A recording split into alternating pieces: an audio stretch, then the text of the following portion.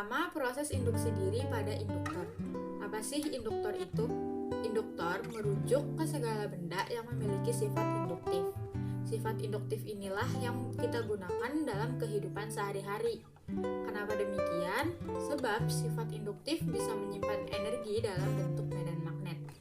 Mirip seperti kapasitor yang menyimpan energi dalam bentuk medan magnet. Besar energi yang dapat disimpan di induktor dinamakan dengan induktansi. Induktansi dapat kita cari dengan rumus L sama dengan N dikali flux magnet per I, di mana L adalah induktansi, N adalah jumlah lilitan, flux magnets adalah flux magnets, dan I adalah arus listrik. Kenapa induktor bisa menyimpan energi dalam bentuk medan magnet? Nah, di sini kita analogikan dengan pompa air. Misalnya ada pompa air dengan rangkaian seperti pada di gambar. Di sini ada pompa air yang berfungsi untuk mendorong air, dan pada salah satu cabang pipanya ada turbin yang bisa berputar. Ketika pompa air ini dipompa, maka airnya akan melewati pipa dan melewati turbin. Namun saat airnya melewati turbin ini agak sulit untuk digerakkan karena awalnya resistansinya sangat besar. Sehingga airnya hanya melewati pipa yang lebih kecil terlebih dahulu. Namun lama-kelamaan, turbinnya dapat berputar dan sampai pada kecepatan maksimum. Dan sudah tidak ada lagi resistansinya sehingga air mengalir dengan lancar. Pada akhirnya airnya akan melewati pipa turbinnya saja dan tidak melewati pipa kecil lagi. Air ini tidak akan melewati jalan yang hanya banyak hambatan, tapi lebih memilih jalan yang lenggang. Kalau kita kaitkan dengan listrik, air ini adalah arus, pompa adalah baterai, turbin adalah induktor, dan pipa kecil adalah hambatan. Kalau dengan rangkaian listrik, pada awalnya arus listrik mengalir terlebih dahulu ke lampu sehingga lampu menyala. Kemudian lama-kelamaan arus listriknya mengalir ke induktor dan tidak melewati lampu lagi karena seperti yang kita ketahui, arus tidak suka melewati hambatan berdasarkan hukum Ohm. Akibatnya lampu menjadi mati dan induktor akan terus dialiri oleh arus listrik dan akan menciptakan medan magnet yang makin lama makin besar sampai batas maksimumnya. Seperti itulah cara induktor menyimpan energi dalam bentuk medan magnet. Kemudian, seandainya saklar dibuka, berarti tidak ada lagi arus listrik yang mengalir dari baterai ke induktor. Akibatnya, medan magnet pada induktor akan berkurang. Sesuai dengan hukum Faraday, perubahan medan magnet akan menciptakan arus listrik. Arus listrik yang disebabkan oleh perubahan medan magnet ini dialirkan ke lampu, sehingga lampunya menjadi nyala. Begitulah proses pelepasan energi pada induktor. Konsep GGL induksi diri. Bagaimana proses terbentuknya GGL induksi diri dari sebuah selenoida? Pada gambar ini adalah gambar rangkaian selenoida saat saklar belum disambungkan. Terlihat bahwa tidak terjadi perubahan apapun, begitu juga dengan kuat arus listriknya. Sedangkan gambar di atas adalah gambar rangkaian selenoida saat saklar sudah disambungkan. Terlihat bahwa terjadi perubahan mulai dari lampu yang menyala dan kuat arus listrik yang awalnya adalah 0 dan sekarang muncul yaitu menjadi I. Akan tetapi kuat arus di selenoida tidak langsung berubah dari 0 menjadi I, tapi dia berproses terlebih dahulu yang berarti ia membutuhkan waktu tapi dengan waktu yang singkat. Oleh karena itu dapat kita simpulkan bahwa selenoida itu terjadi karena perubahan arus terhadap waktu yang singkat, sehingga rumusnya menjadi seperti ini. Maka dapat kita sambungkan dengan medan magnet pada pusat selenoida dan persamaannya menjadi B0 sama dengan mol 0 IN per L. Karena I berubah, maka terjadi perubahan besarnya medan magnet dalam selenoida tersebut, sehingga didapatkan rumus sebagai berikut. Jika terjadi perubahan medan magnet, maka hal ini berhubungan dengan flux magnetik, sehingga persamaannya menjadi flux magnet sama dengan induksi magnet dikalikan dengan luang bidang dikalikan dengan sudut antara arah induksi magnet B dengan arah normal bidang. Oleh karena itu ada perubahan medan magnet, maka muncul juga perubahan flux terhadap waktu dengan rumus sebagai berikut.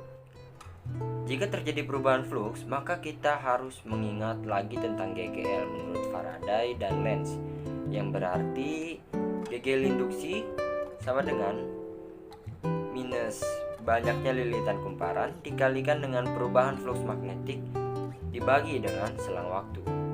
Dari sini muncul gegel induksi. Oleh karena itu dapat disimpulkan bahwa gegel induksi muncul karena adanya perubahan flux. Lalu setelah itu saklar dibuka kembali. Namun saat saklar dibuka terjadi keanehan, yaitu lampu masih menyala sesaat lalu mati. Hal ini pun menjadi perdebatan tentang asal dari mana energi tersebut didapat. Ternyata energi tersebut didapat dari selenoida atau induktor yang ternyata menyimpan energi. Maka dapat disimpulkan bahwa lampu tetap bisa menyala karena terdapat gegel induksi dari selenoida yang kita sebut dengan induktor. Penyebab timbulnya gegel induksi diri, yang pertama, kumparan yang dialiri arus listrik bolak-balik yang besarnya selalu berubah-ubah akan menimbulkan flux magnetik yang berubah-ubah terhadap waktu. Yang kedua, perubahan flux magnetik ini akan menginduksi kumparan dalam rangkaian itu sehingga menimbulkan gegel induksi. Selanjutnya, saya akan menjelaskan tentang persamaan gegel induksi diri.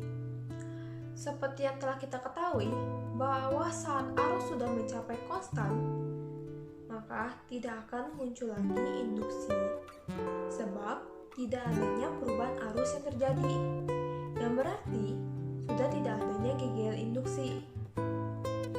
Dalam kondisi seperti ini, bagaimana agar tetap terjadi perubahan arus? Jawabannya yaitu dengan menggunakan hambatan variabel. Dengan menggunakan hambatan variabel ini, hambatan dapat diperbesar maupun diperkecil. Seperti yang kita ketahui bahwa hambatan yang besar akan menyebabkan arus menjadi kecil. Begitu pula dengan sebaliknya, hambatan yang kecil akan menyebabkan arus menjadi besar. Dengan perubahan inilah dapat terjadi gegel induksi dan dapat kita anggap sebagai induksi yang konstan. Karena adanya gegel induksi ini, dapat kita nyatakan gegel induksi sebanding dengan perubahan arus dibagi perubahan waktu. Seperti yang telah kita ketahui bahwa hukum Faraday yaitu gegel induksi sama dengan min N atau jumlah lilitan dikali perubahan flux per perubahan waktu, sehingga adanya besaran bagaimana dimensi dari kumparan. Dapat kita ingat kembali bahwa gegel induksi sama dengan L atau indukstansi yang memiliki satuan Henry. Dari kedua persamaan ini dapat kita buat persamaan yang baru, yaitu besarnya gegel induksi sama dengan min L, yaitu hukum Lenz, dikali perubahan induksi per perubahan waktu. Persamaan inilah yang dihasilkan dari percobaan gegel induksi diri. Persamaan yang dihasilkan ini akan digabungkan dari persamaan Faraday dan menghasilkan persamaan yang baru. Selanjutnya kita akan membahas contoh soal induksi diri pada induktor. Soal yang pertama, sebuah induktor atau kumparan memiliki besar induktansi diri sebesar 10 pangkat min 4 Henry. Arus yang melewati kumparan awalnya sebesar 2 ampere lalu berubah menjadi 4 ampere dalam 0,5 detik. Besar gegel induksi yang timbul pada kumparan adalah, dalam soal ini dapat kita ketahui besaran induktansi diri atau L yaitu sebesar 10 pangkat min 4 Henry. Lalu delta I-nya yaitu 4 ampere dikurang 2 ampere menjadi 2 ampere. Lalu delta T-nya adalah 0,5 detik. Yang ditanya adalah besaran gegel induksi. Gegel induksi memiliki rumus min L dikali delta I per delta T. Maka min 10 pangkat min 4 dikali 2 per 0,5. Sehingga gegel induksi pada kumparan tersebut adalah min 4 dikali 10 pangkat min 4 volt. Selanjutnya soal nomor 2. Arus yang melewati kumparan berubah-ubah menurut fungsi I sama dengan 2 cos 90T. Jika besar gegel induksi yang timbul pada kumparan saat 0,5 detik sebesar 40 volt, maka besar induktansi diri adalah, dalam soal ini diketahui fungsi I yaitu 2 cos 90T, lalu diketahui waktu yaitu T sebesar 0,5 detik, dan besaran gegel induksi yaitu 40 volt. Lalu yang ditanya adalah induktansi diri atau L. Karena yang diketahui di soal adalah fungsi I, maka kita menggunakan rumus GGL sama dengan min L dikali fungsi turunan fungsi I terhadap T. Maka 40 sama dengan min L dikali turunan 2 cos 90 T. 40 sama dengan min L dikali min 180 sin 90 T. Lalu kita masukkan T-nya dengan 0,5 detik, sehingga L sama dengan 40 per 180 sin 45. Lalu menjadi L sama dengan 40 per 180 dikali setengah akar 2.